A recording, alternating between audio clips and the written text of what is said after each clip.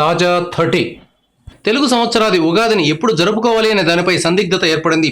తెలుగు పండుగలపై అప్పుడప్పుడు ఇలాంటి మీమాంస తలెత్తుతోంది. ఈసారి ఉగాదికి ఈ సమస్య వచ్చింది. కొందరు పండితులు ఉగాదిని 28వ తేదీన జరుపుకోవాలని చెప్తున్నారు. మరికొందరు మాత్రం 29నే పండుగ చేసుకోవాలని సూచిస్తున్నారు.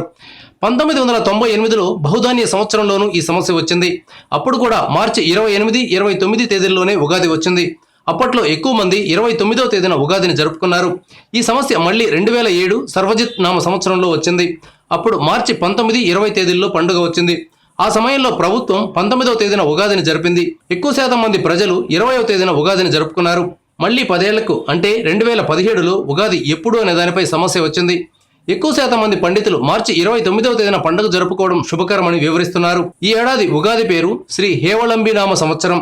28వ తేదీన అంటే మంగళవారం ఉదయం 8:30 గంటల వరకు అమావాస్య ఉంటుంది. ఈ అమావాస్యతో కూడిన రోజు ఉగాది పండుగను జరుపుకోవడం వల్ల సంవత్సరం అంతా కలిసి రాదని కొందరు పండితులు చెప్తున్నారు. కాలం తనకు తానుగా పేర్లు పెట్టుకోదు, ముహూర్తాలు నిర్ణయించుకోదు. కాల భ్రమణాలను బట్టి పంచాంగకర్తలు పండుగల్ని, ముహూర్తాల్ని నిర్ణయిస్తుంటారు. వీటి మీద భిన్నాభిప్రాయాలు రావడంలో పెద్దగా ఆశ్చర్యపడాల్సిందేమీ లేదు. ఒక్కో పంచాంగకర్త ఆలోచించే తీరును బట్టి, చూసే దృక్కోణాన్ని బట్టి ముహూర్తాల్లో తేడాలు వస్తుంటాయి.